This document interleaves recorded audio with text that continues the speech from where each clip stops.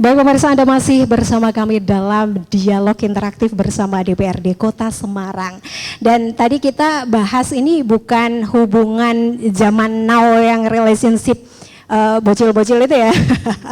Tapi ini sekali lagi ternyata di dalam politik kita harus tahu bagaimana maintenance relationship, terus bagaimana hubungan ini tuh tetap mesra atau in relationship. Tadi bahasanya Gusnar, aduh saya nyantol langsung ya kalau bahasa-bahasa kayak gitu ya. Baik Pak Arsono, kalau melihat yang namanya komunikasi ya Bapak ya, tidak semua sependapat. Ketika mengadakan sebuah rapat atau diskusi, tidak semua memiliki pemahaman yang sama. Nah ini bagaimana maintenance relationship atau bagaimana menjaga hubungan ini agar tetap, kalau bahasanya Pak Gusnar tadi, in relationship gitu Pak. Antara Pemkot dan juga DPRD tentu saja, dan tentu untuk kesejahteraan masyarakat gitu. Agar semua ini tetap mesra gitu. Bagaimana?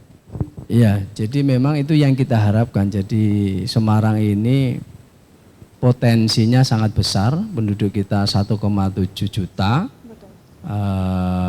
tersebar di 16 kecamatan, 177 kelurahan. Kita ada wilayah atas dan wilayah bawah. Potensi penduduk besar tentu juga mendatangkan cobaan, ya, permasalahan. Ya. Tantangan permasalahan kota yang tidak kecil juga, misalkan tingginya besarnya populasi masyarakat, produksi sampah juga sangat besar.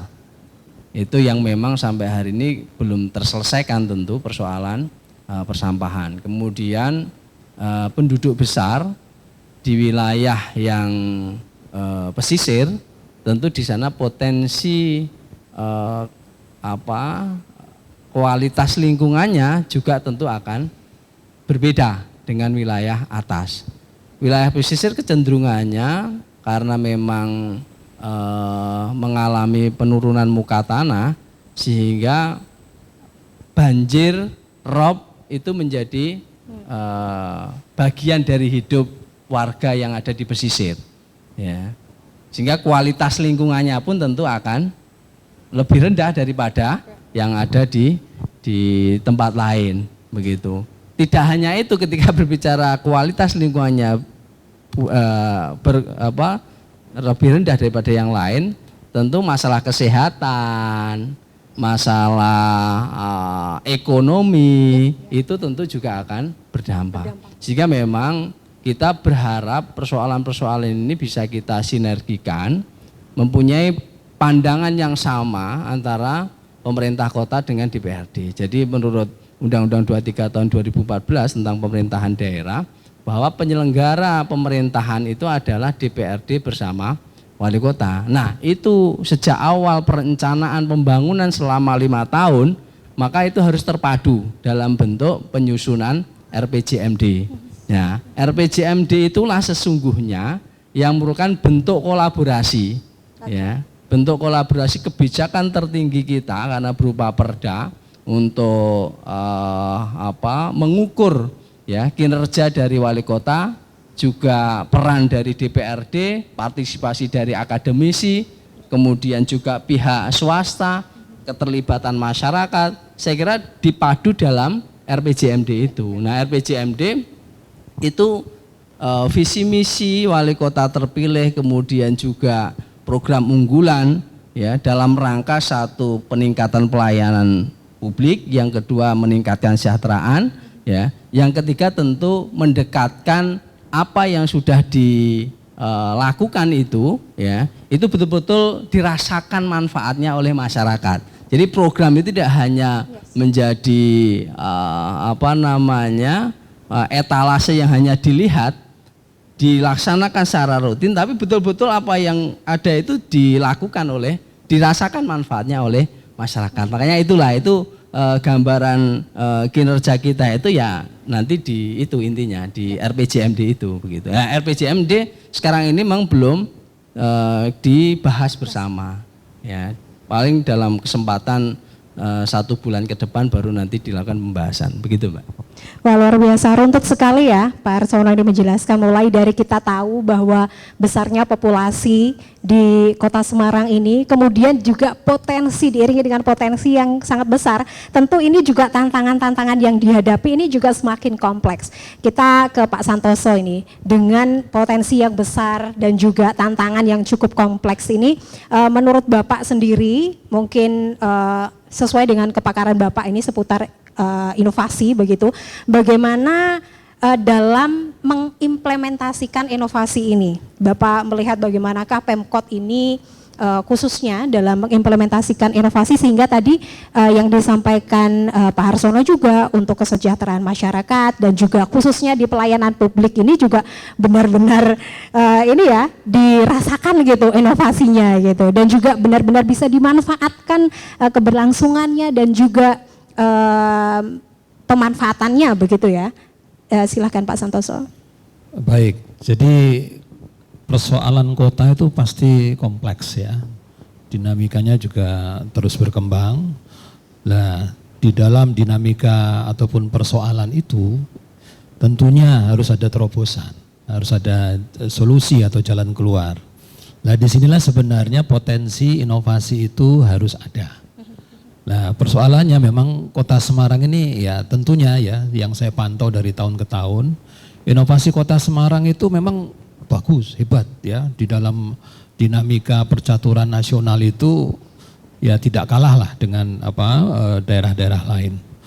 Sudah kurang lebih 3 atau 4 kali juara KIPP ya, kompetisi inovasi pelayanan publik di tingkat nasional. Sudah 1 kali di tingkat internasional ya dari UNPSA. Intinya bahwa Kota Semarang itu tidak kalah gitu loh.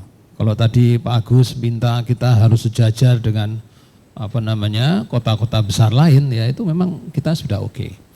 Nah, sekarang persoalannya memang inovasi itu harus lahir secara bawaan atau diintervensi gitu loh. Ini yang jadi persoalan Mbak. Jadi apakah itu memang bawaan itu akan kayak DNA gitu, melekat pada jati diri kita, aparatur misalnya terbatasnya, atau itu harus diberi intervensi atau polesan atau rangsangan gitu. Nah, ini yang penting buat Kota Semarang.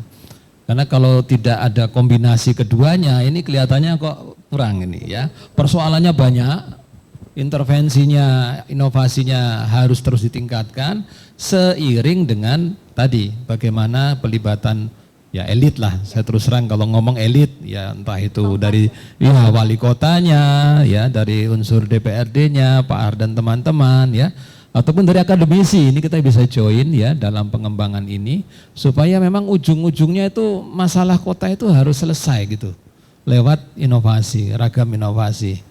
Nah, kalau nanti sudah lahir banyak inovasi, insya Allah lah. Saya melihat memang tidak mungkin lepas inovasi dengan masalah. Jadi inovasi dengan masalah itu kayak keping mata uang begitu. Kalau mau selesai masalah di era hari ini, ya kita harus lakukan inovasi. Begitu Mbak. Siap, terima kasih Pak Santoso. Ini menarik, tadi juga sedikit menyinggung bagaimana peran akademisi, atau di sini kebetulan ini dua-duanya dari Universitas Diponegoro begitu.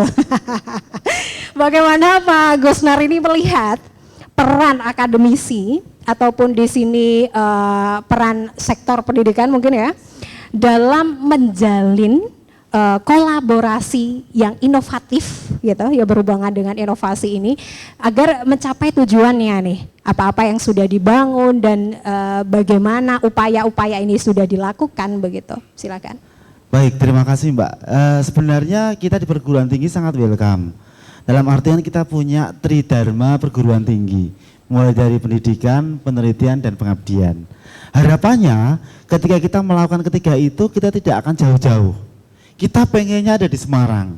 Ya, contohnya ya ketika beberapa kegiatan pengabdian masyarakat kita dilakukan oleh teman-teman itu ada di kabupaten-kabupaten yang ada jauh dari Semarang. Padahal ketika saya melihat Jabungan Pak, prihatin banget. Ketika saya melihat daerah-daerah yang masih ada di Semarang, kok masih ada di Semarang kayak begini? Kenapa kita mesti harus jauh-jauh untuk melakukan kegiatan itu? Kita punya Mbak ya berkaitan ataupun berhubungan dengan ketika kegiatan itu, dan dana itu kita disupport sama Undip. Ya, kita inginnya penelitian-penelitian yang kita hasilkan itu adalah penelitian-penelitian yang dilakukan di wilayah Kota Semarang, sehingga nanti kita akan memberikan informasi ataupun kita akan memberikan input masalah-masalah apa saja yang perlu mendapatkan concern baik eksekutif maupun legislatif. Ya, kita pengen melakukan kegiatan pengabdian masyarakat supaya masyarakat Semarang yang sebagian besar memang ada yang masih berada pada kategori prasejahtera, itu bisa kita berikan skill ataupun keahlian sehingga menciptakan kemandirian ekonomi dan memberikan kontribusi bagi pengembangan kualitas ekonomi masing-masing keluarga. Ya, kita juga punya kegiatan-kegiatan pendidikan misalnya. Kita punya banyak sekali dosen-dosen yang memiliki skill ataupun keahlian. Tidak cuma sekedar diberikan kepada para pelaku UMKM, tapi kita juga bisa memberikannya kepada para pemegang kekuasaan. Dalam hal ini adalah wali kota atau mungkin teman-teman kita yang sekarang ada di legislatif. Ya, di tempat kami ada program studi ilmu pemerintahan, ada magister ilmu politik. Saya rasa pengetahuan ataupun skill yang dimiliki oleh teman-teman dosen bisa digunakan untuk berbagi, berdiskusi, dan belajar bersama-sama dengan teman-teman legislatif. Bagaimana melakukan advokasi, bagaimana kita menyerap aspirasi dan masalah. Ya, bagaimana kita memberikan ide-ide untuk masalah-masalah yang belum terselesaikan. Bahkan ya kan di tempat kami ataupun di tempat saya itu banyak sekali teman-teman yang memiliki kepakaran di bidang corporate social responsibility. Ini adalah ide teman gagasan yang bagus di mana banyak sekali pelaku industri yang ada di Semarang itu diwajibkan untuk menyisihkan anggarannya 2,5% untuk kegiatan CSR. Nah, ide-ide itu bisa kita munculkan dan kita butuh support ataupun butuh dukungan dari teman-teman legislatif maupun eksekutif. Kalau kita ya kan akademisi dengan legislatif dengan eksekutif itu berjalan bersama-sama, itu akan memberikan kontribusi yang besar bagi percepatan pembangunan yang ada di Semarang.